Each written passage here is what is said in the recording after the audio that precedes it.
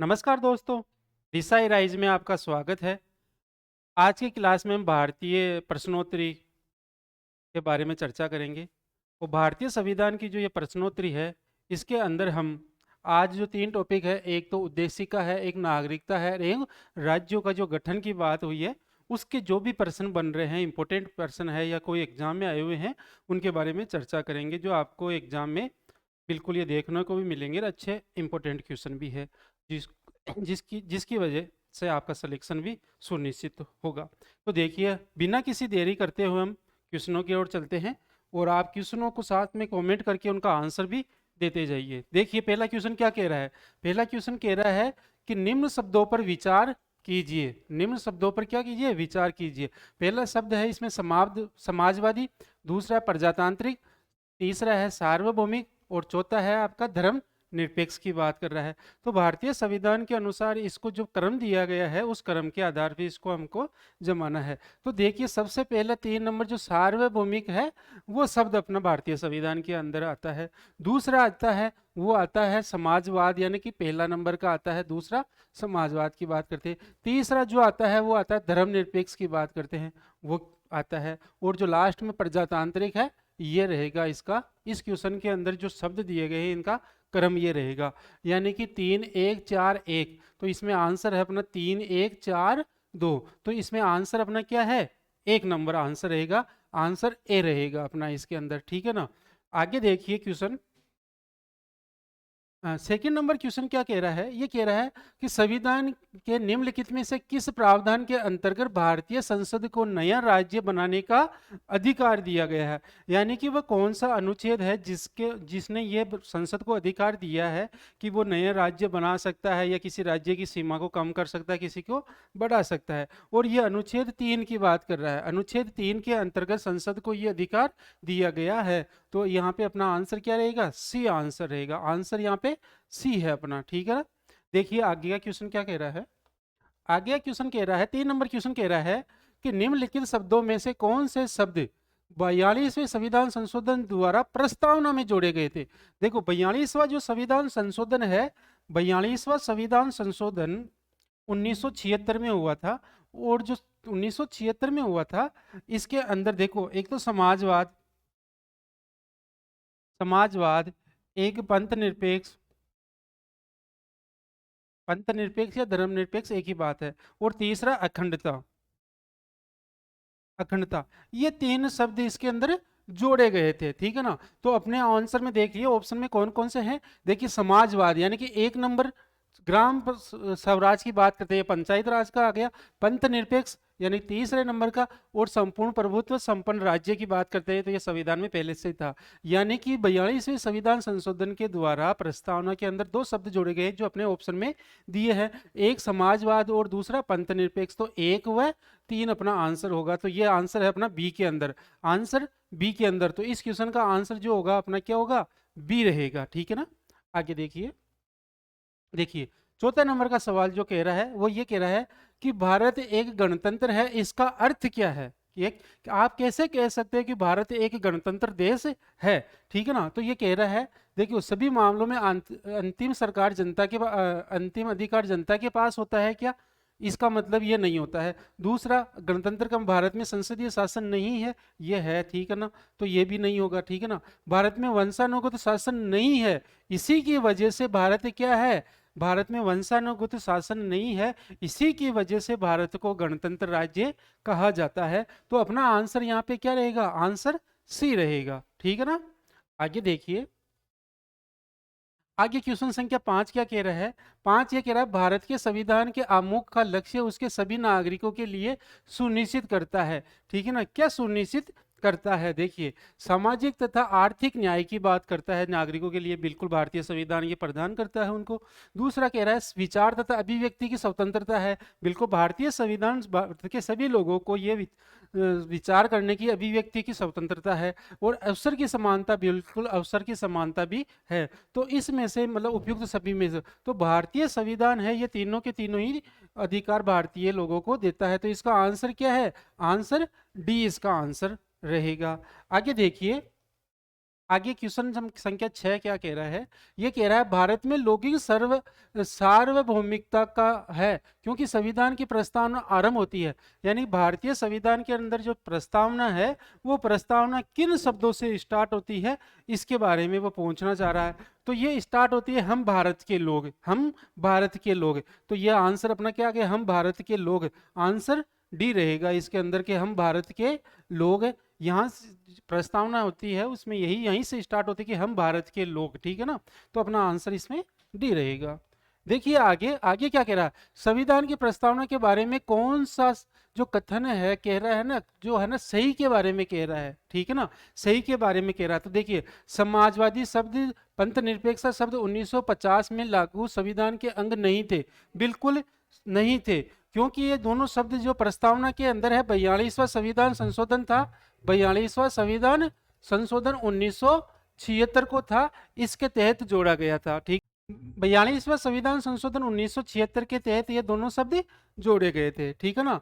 तो लेकिन ये 1950 के अंदर थे ना, उसमें ये सम्मिलित नहीं थे, ठीक है ना। तो ये बात सही है। ये दोनों शब्द 1977 के संशोधन द्वारा जोड़े गए थे, नहीं भाई, ये 1976 में जैसे कि अपन ने बताया 42वां संविधान संशोधन हुआ था, उसके तहत जोड़ा गया था। और 85 में भी नहीं जोड़े गए थे। और उक्त संविधान की प्रस्तावना के अंग नहीं है, बल्कि जोड़ा ही कहाँ गया था, ये प्रस्तावना में ही जोड़ा गया। तो देखिए ये भी अपना गलत हो गया, ये भी गलत हो गया और ये भी गलत हो गया। तो अपना आंसर यहाँ पे क्या है, एक सही है। ये क्या है, ए सही है। तो अपना आंसर क्या रहेगा इसके अंदर, ए रहेगा, ठीक है ना। आगे देखिए,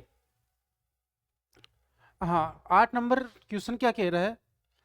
अच्छा पहले से आगे, कल्याणकारी राज्य का उद्देश्य क्या होता है। देखिए इसमें होता है अधिकतम संख्या का अधिकतम कल्याण सुनिश्चित करना, यानी सरकार द्वारा अधिकतम से ज़्यादा लोगों की या ज़्यादा से ज़्यादा संख्या लेकर उनकी क्या सुनिश्चितता करना कि कल्याण हो रहा है या नहीं हो रहा है, तो सभी वर्ग, लेकिन उसका मुख्य उद्देश्य है कि जो योजनाएं हैं वो अधिक से अधिक पहुंचे लोगों के पास। तो इसके आधार पर अपना आंसर जो रहेगा, इसके अंदर आंसर क्या रहेगा, ए आंसर है, ठीक है ना। आगे देखिए क्वेश्चन संख्या 10 क्या 9 क्या कह रहा है, 9 क्या कह रहा है, ये कह रहा है संविधान की उद्देशिका के संबंध में निम्न कथनों पर विचार कीजिए और दिए गए कूट की सहायता से इनमें कौन सा सही है बताना है। तो यहाँ पे सही है पूछ रहा है ये, ठीक है ना, सही है कौन सी, किसके बारे में ये चर्चा कर रहा है। पंडित जवाहरलाल नेहरू द्वारा प्रस्तुत ऑब्जेक्टिव प्रस्ताव का अंतोत्तवा उद्देशिका बना था, बिल्कुल सही बात है। ये पंडित जवाहरलाल नेहरू द्वारा जो संविधान सभा की प्रथम बैठक हुई थी उसकी की बात कर रहा है, ठीक है ना। इसकी प्रकृति न्यायोचित नहीं है, ठीक है, बिल्कुल ये बात भी सही है, इसकी प्रकृति न्यायोचित नहीं है। इसमें संशोधन नहीं किया जा सकता है, इसमें संशोधन नहीं किया जा सकता है, ये गलत है भाई, इसके अंदर इसमें किया जा सकता है, ठीक है ना। और इसके बात करते हैं, संविधान के विशिष्ट प्रावधानों को यह रद्द नहीं कर सकता है, ये भी बात इसमें क्या है, सही है। तो यहाँ पे इसका जो आंसर रहेगा वो रहेगा 1, 2 और 4, 1, 2 और 4। तो 1, 2, 4 यहाँ पे क्या है अपना आंसर, आंसर अपना यहाँ पे बी है, बी आंसर रहेगा यहाँ पे अपना, ठीक है ना। देखिए आगे का क्वेश्चन क्या कह रहा है, क्वेश्चन संख्या 10, 10 क्या कह रहा है, देखिए 10 ये कह रहा है कि भारतीय गणतंत्र की 26 नवंबर 1950 को सही संवैधानिक वास्तु स्थिति क्या थी जब संविधान लागू किया गया था, ठीक है ना। जब संविधान लागू किया गया था तो ये जो शब्द दिए गए हैं वो शब्द कौन कौन से उस समय संविधान में, भारतीय संविधान के अंदर थे। तो लोकतंत्रात्मक गणराज्य बिल्कुल थे, लेकिन नीचे भी अपने पास ऑप्शन है तो उसमें हो सकता है कोई नया शब्द जुड़ जाए, जो वो भी हो तो अपना आंसर वो रहेगा। दूसरा संपूर्ण प्रभुत्व संपन्न, बिल्कुल राज्य की बात करते हैं। इसमें धर्मनिरपेक्ष, धर्मनिरपेक्ष 1976 में जोड़ा गया था 42वें संविधान संशोधन के तहत, तो ये अपना नहीं होगा, ठीक है ना। अभी की बात करते हैं तो संपूर्ण, ये संपूर्ण प्रभुत्व संपन्न बिल्कुल सही है, लोकतंत्रात्मक बिल्कुल सही है और गणराज्य बिल्कुल सही है। तो इसका आधार से मैं ये कह सकता हूँ कि ये नहीं हो सकता, क्योंकि इससे आगे अपने पास और शब्द मिल गया, ठीक है ना। तो अभी तक अपना आंसर ये है, आगे का ऑप्शन देते हैं संपूर्ण प्रभुत्व संपन्न समाजवादी धर्मनिरपेक्ष। देखिए फिर धर्मनिरपेक्ष आ गया यहाँ पे, तो ये नहीं होगा। तो इस आधार से अपन ये कह सकते हैं कि अपना जो आंसर होगा इसके अंदर सी आंसर होगा, आंसर सी होगा इसका, ठीक है ना। आगे देखिए, निम्न में से कौन सा सही है, निम्नलिखित में से कौन सा जो कथन किया गया है या जो क्वार्ट्स दिया गया है इसमें कौन सा अपना सत्य है, इसके बारे में पूछ रहा है। सामाजिक समानता संविधान में प्रत्यभूत नहीं है, ठीक है ना, प्रत्याभूत नहीं है। दूसरा, देश में सामाजिक समानता पहले से ही विद्यमान थी, ठीक है, इसके बारे में पूछ रहा है, ठीक है ना। सामाजिक समानता संविधान में प्रत्याभूत है, उपयुक्त में से कोई नहीं, उपयुक्त में से कोई नहीं। तो देखिए, प्रत्याभूत का नहीं है तो ये तो गलत हो गया, क्योंकि ये भारतीय संविधान देता है। और संविधान से पहले ही सामाजिक समानता पहले थी क्या, विद्यमान थी क्या, नहीं थी, तो ये भी अपना गलत हो गया। और सामाजिक समानता संविधान में प्रत्याभूत है, बिल्कुल है, ये देता है, सभी को समानता का अधिकार देता है। तो अपना आंसर यहाँ पे क्या हो गया, आंसर सी हो गया इस क्वेश्चन के अंदर। देखिए आगे, आगे कह रहा है, भारत के संदर्भ में निम्न में से कौन धर्मनिरपेक्ष शब्द का सही भाव व्यक्त करता है। यानी कि धर्मनिरपेक्ष जो शब्द है इसका सही अर्थ क्या है। सही अर्थ, भारत में अनेक धर्म है, बिल्कुल अनेक धर्म है, लेकिन इसका मतलब नहीं है कि धर्मनिरपेक्ष है, ठीक है ना। भारतीयों को धार्मिक स्वतंत्रता प्राप्त है, बिल्कुल ये भी प्राप्त है, लेकिन इसका मतलब भी ये नहीं है, ठीक है ना। धर्मानुपालिक व्यक्ति की इच्छा पर निर्भर करती है, बिल्कुल इसकी इच्छा पर निर्भर, किसी भी धर्म को वो अपना सकता है। भारत में राज्यों का कोई धर्म नहीं है, बिल्कुल। इस धर्म निरपेक्ष शब्द का मतलब है कि भारत व राज्यों का कोई धर्म नहीं है, कोई राष्ट्रीय धर्म नहीं है। तो अपना आंसर क्या होगा, इसका आंसर है डी आंसर है कि भारत व राज्यों का कोई धर्म नहीं होता है। इसी को क्या बोला गया है, धर्म निरपेक्ष बोला गया है। आगे देखिए, निम्नलिखित शब्दों में से कौन सा शब्द 1975 में भारतीय संविधान की प्रस्तावना में सम्मिलित नहीं था। अब देखिए यहाँ पे नहीं था की बात कर रहा है, ठीक है ना। 1975, ध्यान से देखना, ठीक है ना। बंधुत्व बिल्कुल पहले से था, भारतीय संविधान था। संप्रभुत्व बिल्कुल पहले से था, ठीक है। समानता बिल्कुल पहले से था। अखंडता, अखंडता मैंने बताया था, 3 शब्द प्रस्तावना में जोड़े गए थे। 1976 के अंदर 42वां संविधान संशोधन हुआ था। तो 42 ये जुड़ा कब, 1976 में जुड़ा। लेकिन क्वेश्चन में अपने क्या पूछ रहा है कि 75 के अंदर की बात कर रहा है। तो अखंडता इस समय भारतीय संविधान में या प्रस्तावना में नहीं था। तो अपना आंसर यहाँ पे क्या होगा, आंसर डी होगा अपना, ठीक है। आगे देखिए, आगे है, निम्नलिखित में से कौन सा शब्द भारत के संविधान की उद्देशिका में नहीं है। उद्देशिका में नहीं है, इसकी बात कर रहा है। तो देखिए, समाजवादी भी बिल्कुल है, पंथ निरपेक्ष भी है, प्रभु समता भी है, और लोक कल्याण है। लोक कल्याण जो शब्द है इसके अंदर अंदर नहीं आता है, ये आता है नीति निर्देशक तत्व की बात करते हैं, जो अनुच्छेद 36 से लेकर 51 तक है। तो देखो, उद्देशिका की बात करते हैं, उद्देशिका से ही प्रस्तावना ली गई है, तो ये प्रस्तावना में सभी के सभी है, ठीक है ना। तो यहाँ पे जो शब्द नहीं है वो लोक कल्याण है, और यहाँ पे अपना आंसर जाएगा डी आंसर जाएगा, ठीक है ना। आगे देखिए, आगे सवाल है, निम्नलिखित में से किस वाद में उच्च न्यायालय ने धारणा प्रस्तुत की कि उद्देशिका संविधान का भाग है। यानी कि पहले लोगों में यह था कि जो उद्देशिका या प्रस्तावना जो उससे ली गई है वो भारतीय संविधान की जो भाग है या उसका अंग नहीं है, वो अलग है। लेकिन जैसे ही वाद हुए हैं, आप कोर्ट में जाना पड़ा, तो फिर उनको माना कि है भारतीय जो संविधान है उसी का ही जो अंग है वो उद्देशिका उसी का ही अंग है। और यह है बम्बई बनाम यूनियन ऑफ इंडिया जो वाद हुआ था, इसके बाद में इन्होंने ये तय किया कि जो उद्देशिका है वो भारतीय संविधान का क्या रहेगा, भाग रहेगा, हिस्सा रहेगा या अंग रहेगा। तो यहाँ पे अपना आंसर क्या है, सी आंसर है। देखिए आगे, क्वेश्चन संख्या 16, निम्नलिखित में से कौन सा भारतीय संविधान की विशेषता नहीं है। विशेषता नहीं है की बात कर रहा है ये। भारतीय संविधान की जो देखो विशेषताओं से बहुत से क्वेश्चन आते हैं, ठीक है ना। तो इस वाले क्वेश्चन के अंदर देख आपको ये बताना है कि भारतीय संविधान की जो विशेषता है इसमें से नहीं है। तो क्या सदनात्मक सरकार है, बिल्कुल भारत के अंदर सदनात्मक सरकार है। अध्यक्षात्मक सरकार है क्या भारत के अंदर, अध्यक्ष की होती है क्या। स्वतंत्र न्यायपालिका है क्या, बिल्कुल है। और संघात्मक सरकार है क्या इसके अंदर। इन 4 में से आपको ऑप्शन बताना है। भारतीय संविधान की यहाँ पे क्या है, विशेषता के बारे में ये चर्चा कर रहा है। तो देखिए यहाँ पे आंसर अपना जो भी रहेगा, अध्यक्ष में जो सरकार होती है ये भारतीय संविधान की विशेषता नहीं है। तो अपना आंसर यहाँ पे क्या होगा, आंसर बी रहेगा अपना, ठीक है। आगे देखिए, क्वेश्चन संख्या 17 कह रहा है, निम्नलिखित में से कौन सा राज्य का सबसे महत्वपूर्ण तत्व है। महत्वपूर्ण तत्व की बात कर रहा है, किसी यानी देश के किसी राज्य का जो महत्वपूर्ण तत्व होगा इनमें से कौन सा इंपॉर्टेंट है। तो ध्वज वैसे सभी के लिए इंपॉर्टेंट है, राष्ट्रीय ध्वज अपना तिरंगा है जो, लेकिन राजधानी, ठीक है ना, राजधानी जरूरी है क्या। लेकिन देखिए ध्वज की जो बात कर रहा है, क्या राज्य का ध्वज होता है क्या, झंडा नहीं होता है। ठीक है ना। तो ये इतना इंपॉर्टेंट नहीं है, राजधानी भी इतनी इंपॉर्टेंट नहीं है इन शब्दों की बात करते हैं तो।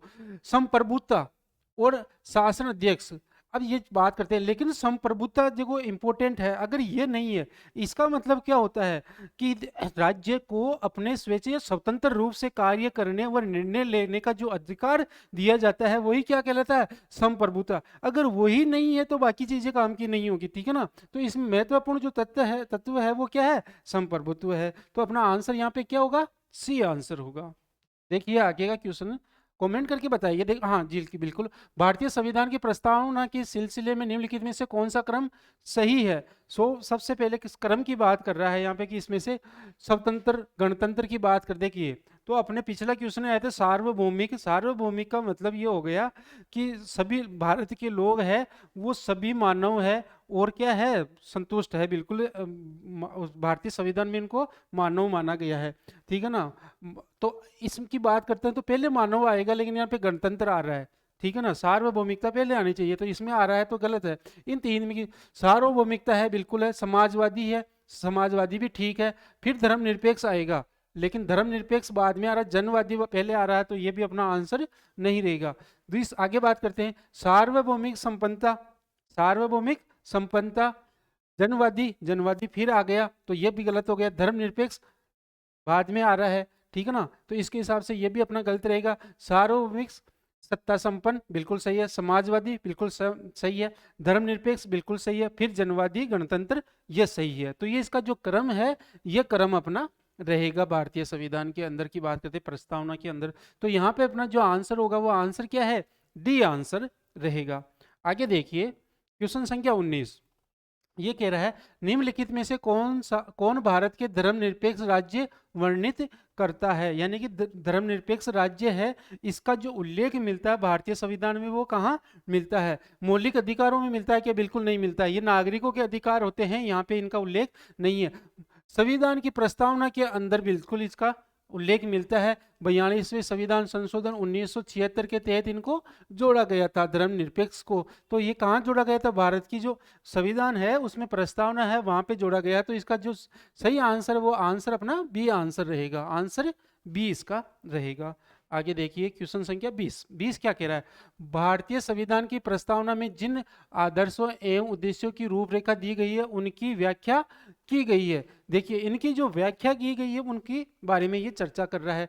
तो क्या मूल अधिकारों के अध्याय में इनकी चर्चा की गई है, नहीं, मूल अधिकारों में इसकी चर्चा नहीं की गई है। इसमें केवल मानव अधिकारों के लिए मनुष्य जो जनता के अधिकार है उसके बारे में चर्चा है। राज्य के नीति निर्देशक सिद्धांतों के उद्देश्य की बात करते हैं। देखिए नीति निर्देशक तत्व होते हैं वो राज्य के होते हैं, यानी उनका दायित्व होता है कि वो जनता के लिए कल्याणकारी लोक कल्याणकारी योजनाओं का गठन करे। तो यहाँ पे भी ये नहीं है। मूल अधिकारों, राज्य के नीति निर्देशक सिद्धांतों एवं मौलिक अधिकारों के अध्ययन में, बिल्कुल ये तीनों के तीनों में ही इसको संतुष्ट करता है, ये कि इस तीनों में दिया हुआ है, एक अकेले के अंदर नहीं दिया गया है, ये तीनों के अंदर। मैं केवल आपको कहूँ कि मूल अधिकारों में दिया गया है तो नहीं दिया गया है, लेकिन अकेला उसमें नहीं है। राज्य नीति निर्देशक तत्व में इसमें भी नहीं दिया गया है, सभी में। तो अपना आंसर यहाँ पे रहेगा वो आंसर रहेगा सी आंसर रहेगा।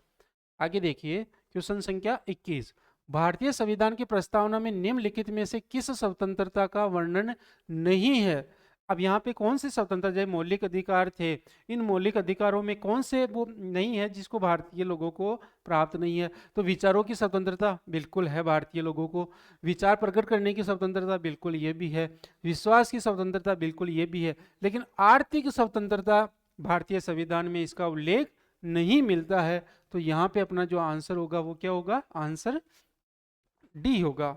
आगे देखिए क्वेश्चन संख्या 22, 26 नवंबर 1950 को अंगीकृत भारतीय संविधान की प्रस्तावना में निम्न शब्दों को सम्मिलित नहीं थे। देखिए 1950 बात कर रहे हैं, ये 1949 के अंदर जब भारतीय संविधान बनकर तैयार हो गया था 26 नवंबर 1949 को, तो तब भारत के संविधान में कौन कौन से शब्द नहीं थे।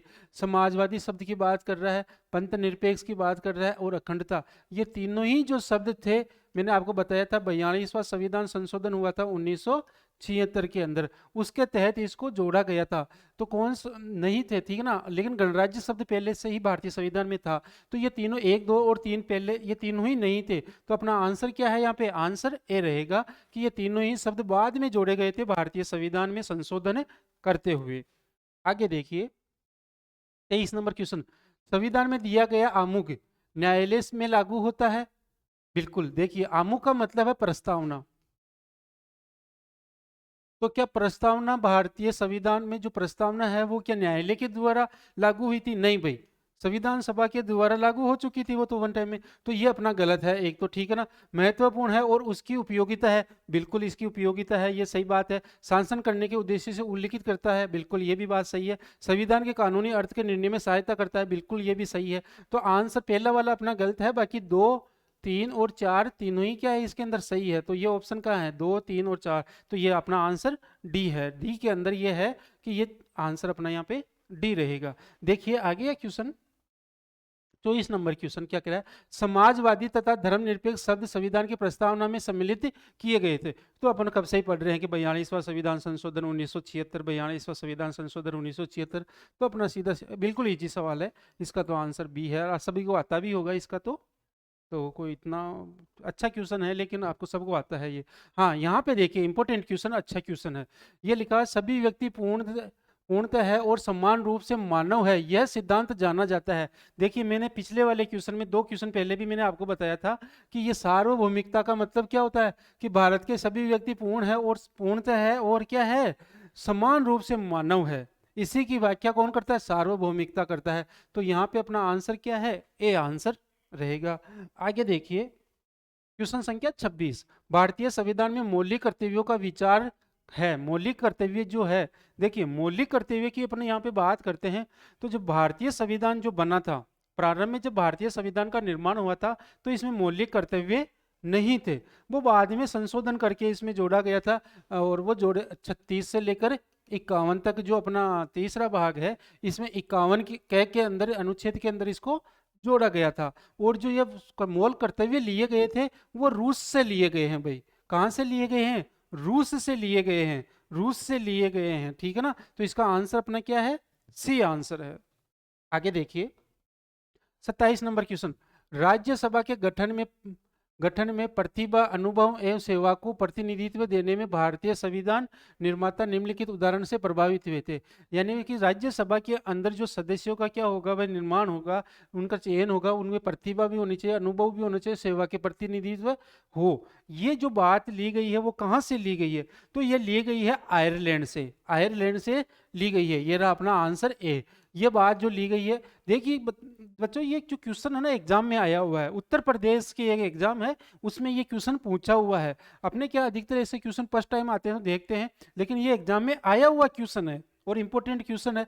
हम कभी भी देखते हैं तो ये नीति निर्देशक तत्व कहाँ से लिया गया है? तो आयरलैंड से लिया गया। लेकिन देखिए राज्यसभा के गठन की प्रतिभा और अनुभव की जो भी ये भी अनुधारणा ली गई है वो भी कहाँ से ली गई है? आयरलैंड से ली गई है। और क्वेश्चन एग्जाम में आया हुआ क्वेश्चन है, ये ऐसा नहीं है कि बनाया हुआ है, ये एग्जाम में आया हुआ क्वेश्चन है। आगे देखिए हाँ 28 नंबर क्वेश्चन, शून्यकाल संसदीय व्यवस्था किस देश की देन है? शून्यकाल, शून्यकाल ये तो सबसे पहले आपका इसका आंसर है ए, भारत की देन है। शून्यकाल भारत की देन है। अब ये शून्यकाल होता क्या है? देखिए जब संसद में संसद की कार्रवाई चल रही होती है तो सबसे पहले जब प्रारंभ होता है प्रश्नकाल, प्रश्नकाल जब समाप्त हो जाता है तो उसके तुरंत बाद है ना शून्यकाल स्टार्ट होता है। अब प्रश्नकाल के बाद में ये जो शून्यकाल स्टार्ट होता है 12 से 1 के बीच में, यानी 12 बजे से 1 बजे के बीच में ये स्टार्ट होता है। और इसके अंदर होता क्या है? इसमें ऐसा होता है कि किसी भी मुद्दे पर कोई भी संसद में सांसद सवाल कर सकता है, किसी भी मुद्दे पर, यानी पहले से सूचित नहीं किया जाता है और बिना कुछ कहे यानी बिना सूचना कहे उस मुद्दे पर क्या कर सकता है? ये सवाल कर सकता है। उसी को क्या बोला गया है? शून्यकाल बोला गया है। और ये शून्यकाल की जो अवधारणा है किस कहाँ से हुई है? भारत देश से, यानी कि अपने देश से ये हुई है। आगे देखिए क्वेश्चन संख्या 29 क्या कह रहा है? ये कह रहा है भारतीय संविधान में अन्य देशों के संविधान से कुछ विशेषताओं ली गई है। किस देश का राज्य के नीति निर्देशक तत्व की बात की गई है? जैसे कि पिछले राज्यसभा की बात की थी तो मैंने बताया आयरलैंड से लिया गया, तो ओबियसली बात है इसका आंसर आयरलैंड है, और ये सभी को आता भी होगा। काफ़ी बार ये क्वेश्चन पूछा जा चुका है, बार बार ये एग्जाम में आ भी चुका है, तो याद रखने वाली बात है। वैसे आपको याद भी होगा, इसका आंसर बी है, आयरलैंड से नीति निर्देशक तत्व है वो आयरलैंड से लिए गए हैं। 30 नंबर क्वेश्चन क्या कह रहा है, देखिए, निम्नलिखित में से कौन सा लक्षण भारतीय परिसंघ और अमेरिकी परिसंघ में समान रूप से पाया जाता है। परिसंघ का मतलब है संविधान की बात कर रहा है भाई, ये किसकी बात कर रहा है, संविधान की बात कर रहा है, ठीक है ना। एक ही नागरिकता है, भारत की तो एक ही नागरिकता है, लेकिन अमेरिका के अंदर दो नागरिकता है। अमेरिका में नागरिकता दो है, दो ही नागरिकता है, एक तो अमेरिका की होगी, एक वहां के राज्य की होगी। तो यहाँ पे तो ये इनके समान रूप से है नहीं। तो संविधान की 3 अनुसूचियां, देखिए अमेरिका की जो संविधान है उसमें 3 अनुसूचियां हैं, लेकिन भारत का जो संविधान है उसमें 12 अनुसूची है। तो ये भी अपना क्या हो गया, गलत हो गया। न्यायपालिका की द्वैधता, न्यायपालिका की द्वैधता की बात करता है, तो देखो यहाँ पे ये नहीं है, इसका संविधान में ये द्वैधता यहाँ ना तो भारत में या इसकी बात कर रहे हैं अमेरिका की। संविधान के निर्वाचन के लिए, संविधान के निर्वाचन के लिए परिसंघीय उच्च न्यायालय की बात करते हैं, ये दोनों ही देशों में समान रूप से है। तो किसकी बात कर रहे हैं, संविधान के निर्वाचन के लिए परिसंघीय उच्च न्यायालय की बात करते हैं, ये अमेरिका में और भारतीय में दोनों में समान रूप से हैं। तो अपना आंसर यहाँ पे क्या रहेगा, डी आंसर रहेगा।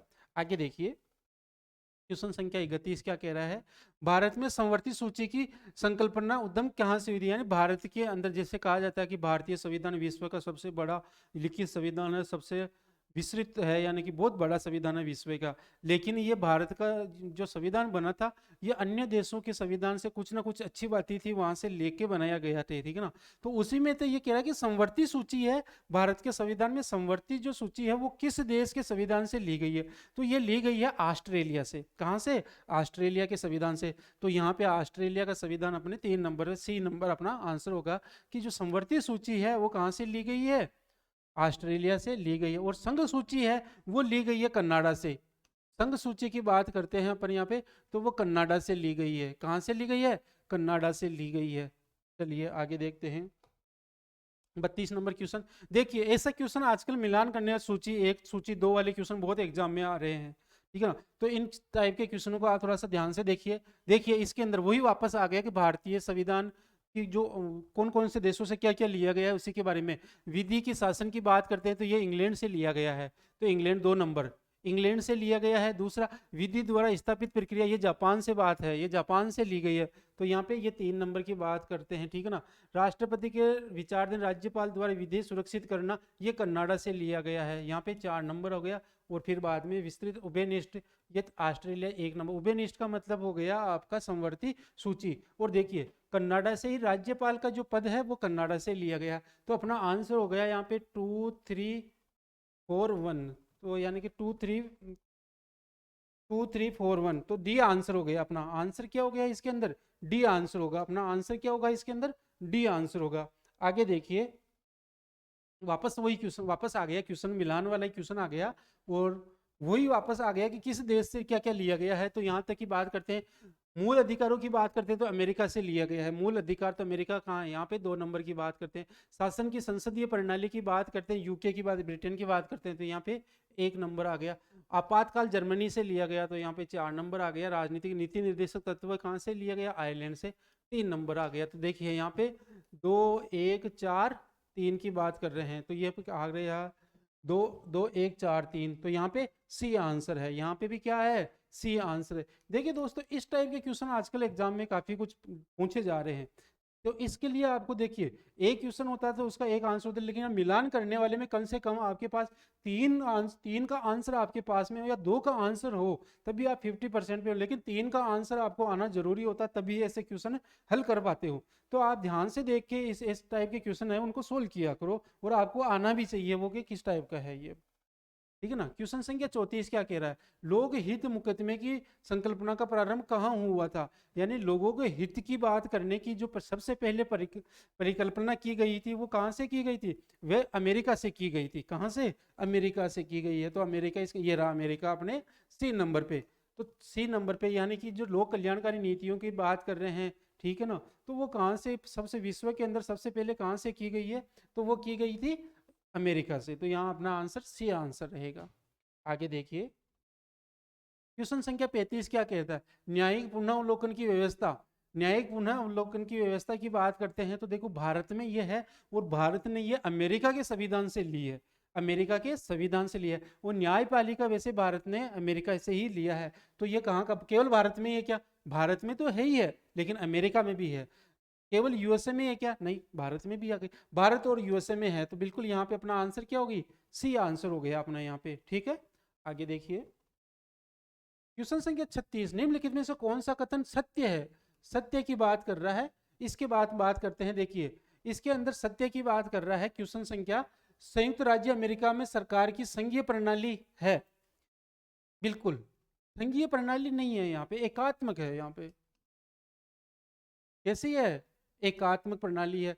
तो ये आगे बात नहीं, बिल्कुल संघीय प्रणाली है यहाँ पे। और भारत में यहाँ पे फ्रांस के अंदर क्या है? एकात्मक है। तो देखो भारत में सरकार संघीय है, बिल्कुल है। एकात्मक भी है क्या? नहीं है। तो ये दोनों गलत हो गए। और यहाँ पे क्या है? ये बिल्कुल सही है। वो फ्रांस में सरकार की संघीय प्रणाली है, एकात्मक है। यहाँ पे कैसी है? एकात्मक है। तो ये भी गलत हो गया। पाकिस्तान में प्रधानमंत्री की नियुक्ति वहाँ की जनता के द्वारा होती है। जनता के द्वारा सांसदों की यहाँ पे क्या होती है? नियुक्ति होती है। और उसके द्वारा ही, जैसे भारत में होता है वैसे ही वहाँ होती है। लेकिन अमेरिका में देखिए जो सरकार है वो कैसी है? संघीय सरकार है। एकात्मक सरकार जो है वो कहाँ है? फ्रांस के अंदर की है। ठीक है ना? तो यहाँ पे अपना जो आंसर होगा वो आंसर ए रहेगा। देखिए 37 नंबर क्वेश्चन क्या कह रहा है? भारतीय संसदीय प्रणाली ब्रिटिश संसदीय प्रणाली इसे इस बात से भिन्न है, यानी अलग किस बात से है? किस बात से अलग की बात कर रहा है? ठीक है ना? वास्तविक और नामांतर दोनों प्रकार की कार्यपालिका है। बिल्कुल, वास्तविक भारत के अंदर वास्तविक जो सरकार होती है वो प्रधानमंत्री या मंत्री परिषद को जाना जाता है, और जो नामांतर की है वो राष्ट्रपति को जाना जाता है। तो ये बात तो दोनों की बात सही है। ठीक है ना? तो दोनों के अंदर है, अलग नहीं है। सामूहिक उत्तरदायित्व की प्रणाली है, बिल्कुल ये भी है। ठीक है ना? और दूसरी बात कर दे, द्विसदनीय विधायिका है। बिल्कुल द्विसदनीय यहाँ पे विधायिका भी है। लेकिन न्यायिक पुनर्वलोकन की जो बात है वो केवल भारत के अंदर है। कहाँ है? भारत व अमेरिका के अंदर है। तो ये अमेरिका में है। ठीक है ना? इसके अलावा नहीं है। तो इंग्लैंड में नहीं है। तो अलग कौन सा हो गया? ये अलग हो गया अपना, कि पुनर्वलोकन की जो प्रक्रिया है वो केवल भारत के अंदर है, इंग्लैंड के अंदर नहीं है। तो अपना आंसर क्या हो गया यहाँ पे? डी आंसर हो गया। आगे देखिए, आगे, भारत की संघात्मक व्यवस्था निम्नलिखित में से किस देश से संबंध, यानी संघात्मक की बात करते हैं। संघ सूची राज्य की बात करी थी मैंने, कन्नाडा बताया, तो संघ की बात कर रहे हैं। संघात्मक जो व्यवस्था है वो कहाँ से ली गई है? ये ली गई है कन्नाडा से। कन्नाडा से ली गई है, ये रही कन्नाडा से। तो इसका आंसर क्या होगा? अपना ए आंसर होगा कि ये कन्नाडा से ली गई है। आगे देखिए, क्वेश्चन संख्या 39 ये कह रहा है भारत में न्यायिक पुनः परीक्षण की संकल्पना निम्नलिखित किस देश से ली गई है? तो पुनः अवलोकन की बात करें, ये दोनों एक ही बात है। तो ये संयुक्त राज्य अमेरिका से ली गई है। कहाँ से ली गई है? संयुक्त राज्य अमेरिका। पिछले वाले क्वेश्चन में अपन ने इस पर डिस्कस किया था। ठीक है ना? तो यहाँ पे आंसर क्या हो गया? आंसर बी है, इसका आंसर बी है। आगे देखिए, क्वेश्चन संख्या 40, निम्नलिखित में से कौन सी विशेषता भारतीय लोकतंत्र की नहीं है? नहीं है की बात कर रहा है ये। ठीक है ना दोस्तों? नहीं है की बात करता है यहाँ पे। एक संविधान संगत सरकार है, बिल्कुल है। लोकतंत्रात्मक सरकार है, बिल्कुल है। लोगों के द्वारा बनाई जाने वाली सरकार है, बिल्कुल। विधि का शासन है, विधि के द्वारा ही यहाँ शासन होता है। सत्तावादी सरकार यहाँ पे नहीं है। भारत के अंदर सत्तावादी सरकार नहीं है। तो अपना आंसर यहाँ पे क्या है? डी आंसर रहेगा। आंसर डी अपना यहाँ पे रहेगा। देखिए 41 नंबर सवाल क्या कह रहा है? भारतीय संघवाद को सहकारी संघवाद किसने कहा था? ये कहा था जी आइंस्टीन ने। जी आइंस्टीन ने ये कहा था कि भारतीय संघवाद को ही सहकारी संघवाद किसने कहा था? आइंस्टीन ने। इसका आंसर क्या रहेगा? अपने ए रहेगा। इंग्लैंड का है, ये बात बोली है। ठीक है। निम्नलिखित में से किस एक का कथन है कि संविधान को संघात्मक के तंग ढांचे में नहीं डाला गया है? देखिए ये जो बात किया गया वो वही कह सकता है जिसने इस चीज को बनाया हो। और भारतीय संविधान का निर्माण या निर्माता कौन है? भीमराव अंबेडकर। तो ये कथन भी किसका है? भीमराव अंबेडकर का। तो देखिए ये रहा भीमराव अंबेडकर। तो इसके अंदर आंसर क्या है? भीमराव अंबेडकर ने कहा कि भारतीय संविधान कोई छोटा तंग ढांचा नहीं है, इसको संभाला नहीं जा सकता, या ऐसे बहुत बड़ा है, ये विश्व का सबसे बड़ा है। तो आंसर सी है यहाँ पे। 43 सवाल की क्या क्वेश्चन क्या कह रहा है, भारत में राजनीतिक व्यवस्था की मूलभूत लक्षण की बात कर रहा है, ठीक है ना। तो क्या कह रहा है, ये एक लोकतांत्रिक गणराज्य है, बिल्कुल ये एक लोकतांत्रिक गणराज्य है। इसमें संसदनात्मक रूप से सरकार होती है, बिल्कुल होती है। सर्वोच्च सत्ता भारत की जनता में निहित है, बिल्कुल ये भी है। ये एक एकीकृत शक्ति का प्रावधान करती है, बिल्कुल ये भी करती है। यानी सभी के सभी इसमें क्या है, सही है। तो बिल्कुल ये रहा डी आंसर में सभी चारों को सही बता रखा है, सभी चारों को सही बता रखा है, ये अपना आंसर रहेगा। आगे देखिए 44 है, सॉरी। भारतीय राजनीति पद्धति के बारे में निम्न में से कौन सा सही नहीं है, ध्यान से देना, नहीं है की बात कर रहा है, नहीं है की बात कर रहा है। धर्मनिरपेक्ष राज्य है, बिल्कुल अपने बोला ही था कि प्रस्तावना में जोड़ा गया था 1976 के अंदर कि भारत का या राज्य का कोई धर्म नहीं होता है, तो धर्मनिरपेक्ष। संसदीय पद्धति की सरकार यहाँ पे बिल्कुल संसद के द्वारा चलती है। संघीय नीति चलती है, बिल्कुल संघीय नीति के द्वारा होती है। राष्ट्रीय पद्धति की सरकार है, राष्ट्रीय पद्धति की सरकार भारत के अंदर नहीं है, भारत के अंदर राष्ट्रीय पद्धति की सरकार नहीं है। तो अपना आंसर यहाँ पे क्या होगा, डी आंसर रहेगा। आगे देखिए क्वेश्चन संख्या 45, निम्नलिखित में से किससे विनिर्धारित होता है कि भारत का संविधान परिसंघीय है। इस कौन से ऐसे कारण है जिनके बाद में ये कह रहे कि परिसंघीय है। भारतीय संविधान लिखित अनिन्य है, देखते हैं ये बात है। न्यायपालिका स्वतंत्र है, बिल्कुल न्यायपालिका इसके अंदर स्वतंत्र है। अपशिष्ट शक्तियों का केंद्र में निहित होना है, ये भी बात है क्या, देखते हैं। केंद्र और राज्यों के बीच शक्तियों का वितरण है, बिल्कुल। अनुसूची 7 के अंदर संघ सूची और राज्य सूची के अंदर क्या किया है, शक्तियों का बंटवारा किया गया है, ठीक है ना। तो वो बंटवारा है, तो इसके अंदर इसी से होता है कि परिसंरचना होती है कि केंद्र और राज्यों की अपनी अपनी अलग अलग सीमाएं हैं, और उन कानून या उन शक्तियों पर वो स्वतंत्र रूप से कार्य करने के लिए क्या है, स्वतंत्र है। तो यहाँ पे अपना आंसर क्या रहेगा, डी आंसर रहेगा। 46 क्या रहा है, कथन भारतीय संविधान अर्ध संघात्मक है, बिल्कुल सही बात है। ये भारतीय संविधान न तो संघात्मक हो और न ही एकात्मक, ये बात भी सही है। बात तो दोनों ही सही है, लेकिन इस कथन का ये क्या कर रहा है, पूरी तरह से स्पष्ट नहीं कर रहा है। तो देखिए ए तथा दोनों ही सही है, और आर ए की सही व्याख्या कर रहा है। और दूसरा इसके अंदर आ रहा है ए तथा आर दोनों ही सही, किंतु आर ए की सही व्याख्या नहीं कर रहा है। तीसरा आ रहा है ए सही है किंतु आर गलत है क्या, और ए गलत है, यानी सही तो दोनों ही है, ठीक है ना भाई, ये भी बात सही है। अर्ध संगात्मक है, अर्ध का मतलब हो गया कि बीच में, बीच में आधा ये भी है आधा ये भी है। तो एकात्मक भी कह सकते हैं, संगात्मक भी कह सकते हैं, यानी पूर्ण रूप से ये भी नहीं है ये भी है, तो दोनों को मिक्स कर सकते हैं। तो अपना आंसर क्या रहेगा कि ए और दोनों ही सही है, और ए आर की क्या करता है, सही व्याख्या कर रहा है। 47 नंबर क्वेश्चन क्या कहता है, भारत की संसदीय शासन प्रणाली एवं ब्रिटेन की संसदीय शासन प्रणाली में अंतर बिंदु निम्नलिखित में से कौन सा अंतर बिंदु की बात कर रहा है ये, ठीक है ना। सामूहिक उत्तरदायित्व है, बिल्कुल है। न्यायिक समीक्षा की बात कर रहा है, यहाँ पे न्यायिक समीक्षा की बात कर रहा है। देखो न्यायिक समीक्षा का मतलब क्या होगा, न्यायिक पुनः अवलोकन की बात कर रहा है, लेकिन न्यायिक पुनः अवलोकन की बात अपन ने क्या की, भारत और अमेरिका के साथ की थी, और कहीं है नहीं। तो अपना आंसर यहाँ पे क्या रहेगा, बी आंसर रहेगा, आंसर बी रहेगा, क्योंकि यहाँ पे अंतर की बात कर रहा है। न्यायिक समीक्षा केवल भारत के अंदर ही है, इंग्लैंड के अंदर नहीं है। द्विसदनात्मक व्यवस्था है, बिल्कुल है। वास्तविक नामांतर की कार्यपालिका है, बिल्कुल है, ये पिछले वाले क्वेश्चन में अपन ने देखा ही था। 48 निम्नलिखित में से कौन सा एक पंचशील का सिद्धांत नहीं है। पंचशील का सिद्धांत की बात करते हैं, जब नेहरू जी ने पंचशील का सिद्धांत बनाया था कि हम किसी देश में आंतरिक मामलों के अंदर क्या हस्तक्षेप नहीं करेंगे, किसी बाहरी दूसरे देश के भूभाग पर क्या अधिकार नहीं करेंगे, इस विचार की बात करते हैं। गुट निरपेक्षता की बात कर रहे हैं, तो गुट निरपेक्षता क्या है, किसी देश हम किसी धर्म की बात कर रहे हैं, बिल्कुल शांतिपूर्ण अहिंसा की बात कर रहे हैं, ये भी सही है। एक दूसरे की भूभागीय अखंडता और प्रभुत्व का पारस्परिक सम्मान करते हैं, बिल्कुल। एक दूसरे के आंतरिक मामलों में पारस्परिक एक्सेप्ट करते हैं, बिल्कुल है। यहाँ पे आंसर जो रहेगा गुट निरपेक्षता रहेगा। अपना आंसर क्या है, ए आंसर रहेगा। इसके अंदर सिद्धांत में नहीं था, इस सिद्धांत की बात कर रहा है। गुट निरपेक्षता का मतलब है कि हम किसी गुट में नहीं है। आगे देखिए, लिखित संविधान की अवधारणा ने सर्वप्रथम कहाँ जन्म लिया था, अमेरिका के अंदर लिया था भाई। कहाँ लिया था, अमेरिका के अंदर लिया था। तो इसका आंसर क्या, संयुक्त राज्य अमेरिका, बी आंसर रहेगा। अपना आंसर क्या रहेगा, बी रहेगा। आगे देखिए, आगे है कथन को देखिए। कथन भारत में संघवादी व्यवहारिकता नहीं है, ठीक है ना। दूसरा है भारत एक संघीय राज्य नहीं है, ठीक है ना। तो सही कूट इसमें से क्या दिखाना अपने को, इसमें से दिखाना कि भारत संघवादी व्यवहारिक नहीं है, बिल्कुल सही बात है ये। लेकिन एक भारत एक संघीय राज्य नहीं है, बिल्कुल सही है, संघीय राज्य तो है ही नहीं, ठीक है ना। और यहाँ पे व्यवहारिक भी नहीं है, व्यवहारिक है वो नहीं है तो गलत आ रहा है। तो ये क्या आ रहा है यहाँ पे कि ये ए तथा दोनों ही सही है, परंतु आर ए की व्याख्या नहीं करता है, आर ए की व्याख्या नहीं कर रहा। तो इसका आंसर क्या रहेगा यहाँ पे बता दे, बी आंसर रहेगा यहाँ पे, अपना आंसर बी रहेगा।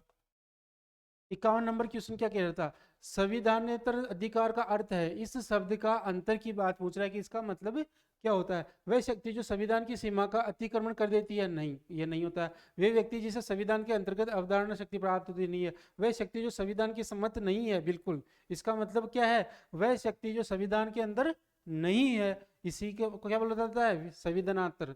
और यह आंसर अपना यहाँ पे सी रहेगा।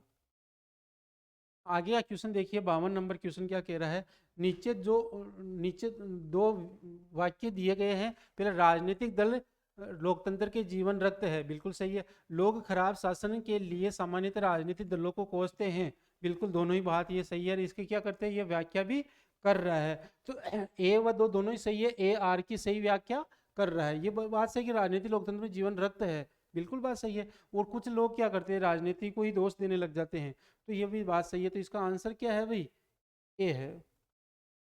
53 नंबर क्वेश्चन क्या कह रहा है, भारतीय संविधान कैसा है, भारतीय संविधान कैसा है, कठोर है क्या, बिल्कुल कठोर भी है, लेकिन साथ में लचीला भी है। तो ये दोनों तो हो गए नहीं, नहीं कठोर है नहीं लचीला है, नहीं भाई दोनों तो है कुछ तो, लेकिन कैसा आंसर, कुछ तो कठोर है कुछ लचीला है। तो अपना आंसर क्या हो गया, कुछ तो कठोर है कुछ लचीला है। भारतीय संविधान कुछ कठोर है कुछ लचीला है। आगे देखिए, निम्नलिखित कथनों पर विचार कीजिए और अंत में दिए गए कूट को सही कथन में, कथन क्या कह रहा है, पहला भारत के संविधान में एक संघीय प्रणाली का प्रावधान है, ठीक है, उसने एक बहुशक्ति केंद्र की रचना की है, ठीक है ना। तो यहाँ पे ये क्या कह रहा है कि बिल्कुल बात ये सही है कि भाई संघीय शासन प्रणाली है, उसने एक बहुत शक्तिशाली केंद्र की रचना की है, ये भी बात सही है, ठीक है ना। लेकिन समस्या ये कि इस संघीय प्रणाली की जो व्याख्या है ना, इस वाले कथन के कारण की वजह से नहीं हो रही। दोनों ही कथन सही है, लेकिन इसका जो उल्लेख है या व्याख्या कह सकते हैं हम, ये नहीं कर रहा है। तो ए व आर दोनों ही सही है, किंतु आर ए की सही व्याख्या नहीं करता है। तो इसके आंसर अपना रहेगा बी आंसर रहेगा, आंसर बी रहेगा। क्वेश्चन संख्या 55 क्या कह रहा है, भारतीय संविधान अधिक कठोर तथा अधिक लचीले के मध्य एक अच्छा संतुलन स्थापित करता है। ये बात किसने कही है, ये बात की है केसी हियर ने, ठीक है ना। तो केसी हियर यहाँ पे आंसर अपना डी आंसर रहेगा कि ये बात है कि नहीं तो कठोर है नहीं लचीला है कि भारतीय संविधान के बारे में, मध्य के अंदर है भारतीय संविधान। भारत में प्रजातंत्र इस तथ्य पर आधारित है, देखिए किस तथ्य पर आधारित है इसके बारे में देखिए, संविधान लिखित है, बिल्कुल बात सही है कि लिखित है, ठीक है ना। यह मौलिक अधिकार प्रदान करता है, बिल्कुल ये प्रदान करता है। जनता को सरकार को चुनने का तथा बदलने का अधिकार है, बिल्कुल। सबसे सटीक जो आंसर है अपना ये है कि जनता को क्या है, भारत प्रजातंत्र है। प्रजातंत्र क्यों है, क्योंकि यहाँ पे जनता द्वारा सरकार को चुना जाता है और जो मुख्य जो बोल सकते हैं शक्ति है वो जनता के पास ही है। तो यहाँ पे आंसर अपना क्या रहेगा कि भारत में प्रजातंत्र इसलिए कि जनता के द्वारा ही यहाँ सरकार को चुना जाता है और जनता के अंदर ही मुख्य शक्ति निहित है।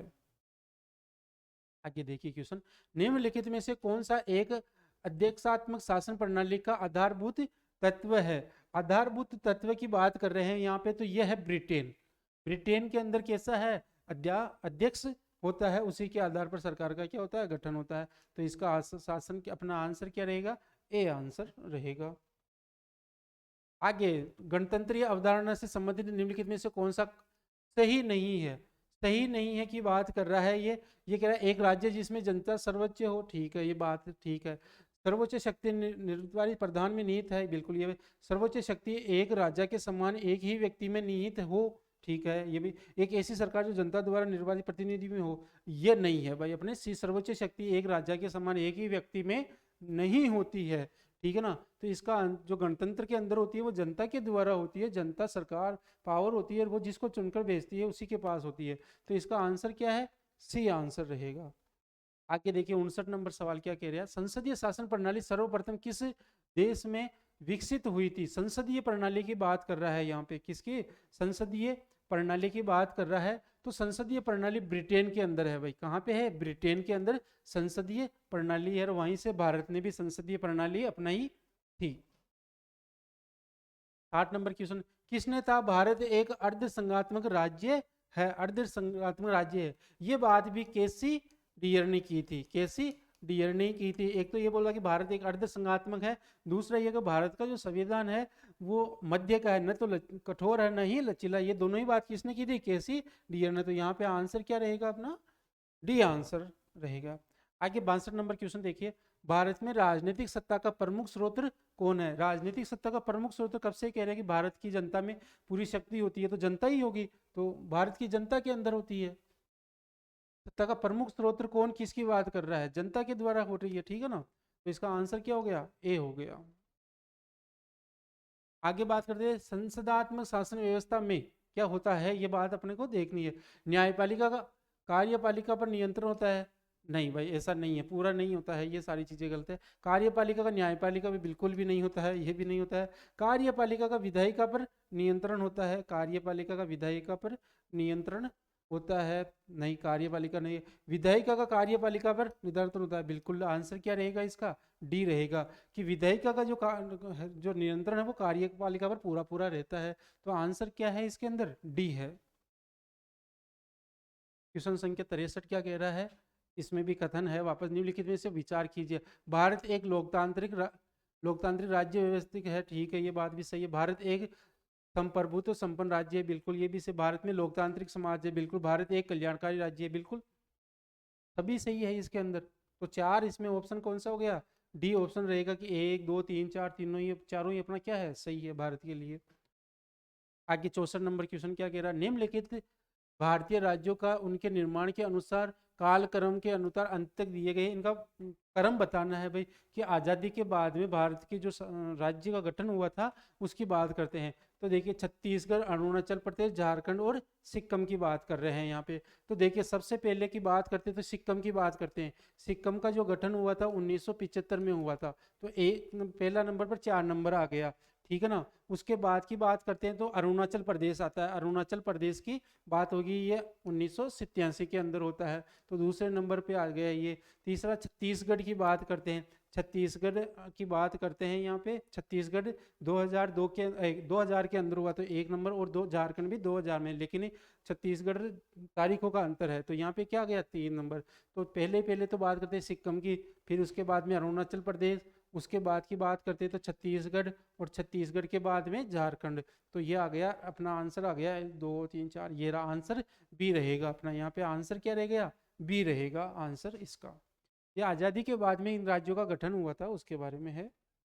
अच्छा, राज्य पुनर्गठन आयोग 1 नवंबर 1956 को कितने राज्य तथा कितने संघ राज्य बनाए गए थे? तो देखिए भाई, जब 1956 के अंदर बाद में 1 नवंबर की बात करते तो 14 राज्य व 6 केंद्र शासित प्रदेश थे भारत के अंदर। 1956 की बात करते हैं तो 14 राज्य, ये आ गया आंसर अपना, ए के अंदर है। ए आंसर होगा इसका। आगे देखिए, आगे क्वेश्चन है, भारत में संघ राज्यों का प्रशासन होता है, राष्ट्रपति के पास होता है भाई। इसका जो केंद्र शासित प्रदेश होता है उनके जो कंट्रोल होता है वो किसके पास होता है? राष्ट्रपति पर होता है। तो यहाँ पे आंसर क्या है अपना? राष्ट्रपति हो गया। 68 नंबर सवाल क्या कह रहा है? वापस कह रहा है, निम्नलिखित वर्ष 1960 के बाद, 1960 के बाद की बात कर रहा है ये, कि उनके गठन के अवरोही क्रम कालक्रम पर व्यवस्थित कीजिए और अपना उत्तर दीजिए। देखिए, 60 के बाद में कौन सा हुआ, फिर कौन सा हुआ, धीरे धीरे की बात करते हैं। तो देखो, हरियाणा, सिक्किम, नागालैंड और मेघालय। तो यहाँ पे बात करते हैं, नागालैंड की बात करते हैं तो नागालैंड की जो बना था वो 1963 में बना था, तो 1 नंबर पे अपने 3 आ गया। उसके बाद में बात करते हैं अपने हरियाणा की। हरियाणा 1966 में बना था, तो 2 नंबर पे ये आ गया था। फिर बाद में सिक्किम और मेघालय की बात करते हैं। सिक्किम और मेघालय की बात करते हैं यहाँ पे, तो सिक्किम पहले बन गया था यहाँ पे। सिक्किम 1975 में आ गया था, ठीक है ना। तो 3 नंबर हो गया। इसके बाद में 4 नंबर आ गया मेघालय, और मेघालय के बाद में कौन सा आ गया? सिक्किम आ गया था, ठीक है ना। सॉरी, यहाँ पे क्या हो गया? 1 नंबर आएगा, तो 3 1 4 और 2।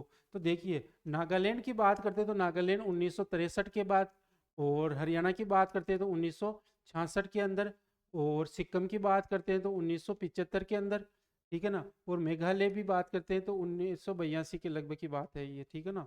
तो ये अपना आंसर यहाँ पे रहेगा, आंसर अपना 3 1 4 2, तो आंसर सी रहेगा अपना, इसके अंदर आंसर सी है। 68 नंबर क्वेश्चन क्या कह रहा है, नीचे दिए गए राज्यों का भारत संघ के संपूर्ण राज्यों का दर्जा प्राप्त होने का सही क्रम की बात करते हैं। वापस सवाल ऐसा ही कुछ आ गया है। यहाँ पे क्या कर रहा है कि सबसे पहले की बात करते हैं कि सिक्किम, अरुणाचल प्रदेश, नागालैंड, हरियाणा की बात करते हैं। तो देखो नागालैंड सबसे पहले आ रहा है इसके अंदर। तो देखो पहला सवाल तो यही कट गया, दूसरा ये भी कट गया। अब देखो इसके बाद की बात करते हैं तो कौन कौन से आ गए इसके अंदर आ रहे हैं। देखो नागालैंड पिछले क्वेश्चन में बढ़ रहा था 63 के अंदर, दूसरा हरियाणा 1966 में, सिक्किम 1975 में, और ये अरुणाचल 82 के अंदर। तो अपना आंसर क्या हो गया, 2 नंबर हो गया, आंसर 2 नंबर हो गया। तो इसके अंदर आंसर क्या है अपना, बी है। 69 नंबर क्या कह रहा है, छत्तीसगढ़ राज्य का स्वरूप में आया था। तो ये 1 नवंबर 2000 को आया था भाई, 1 नवंबर 2000 को क्या हुआ था, इसका गठन हुआ था। तो यहाँ पे आंसर ए रहेगा। आगे देखिए 70 नंबर, संविधान में हमारे राष्ट्र का उल्लेख किस नामों से किया गया है। तो भारत संविधान के अंदर राष्ट्र की जो बात आती है वह भारत व इंडिया शब्द से हुआ है, भारत व इंडिया शब्द से हुआ। तो इसका आंसर क्या है, ए आंसर है। आगे देखिए 71 नंबर, नए राज्य गठन की शक्ति नीत है संसद को है। बिल्कुल संसद के द्वारा ही। अनुच्छेद 3 की अपन पहले वाले क्वेश्चन या दूसरे क्वेश्चन में किया था कि अनुच्छेद 3 भारत के संसद को ये अधिकार देता है कि वह नए राज्यों का गठन कर सकता है, उनके सीमाओं को घटा सकता है, बढ़ा सकता है, नाम चेंज करने का कुछ ऐसा है। चलो ठीक है। 72 नंबर सवाल क्या कहता है, संविधान के प्रथम अनुच्छेद के अनुसार भारत राज्यों का समूह है क्या, राज्यों का फेडरेशन है क्या, राज्यों का कन्फेडरेशन है क्या, राज्यों का यूनियन है। राज्यों का ये शब्द लिखा हुआ है, राज्यों का यूनियन है। तो इसमें आंसर क्या है अपना, आंसर डी रहेगा। आगे देखिए, यदि भारतीय संघ में एक नए राज्य का सृजन किया जाना है तो संविधान की किस अनुसूची का संशोधन आवश्यक होगा।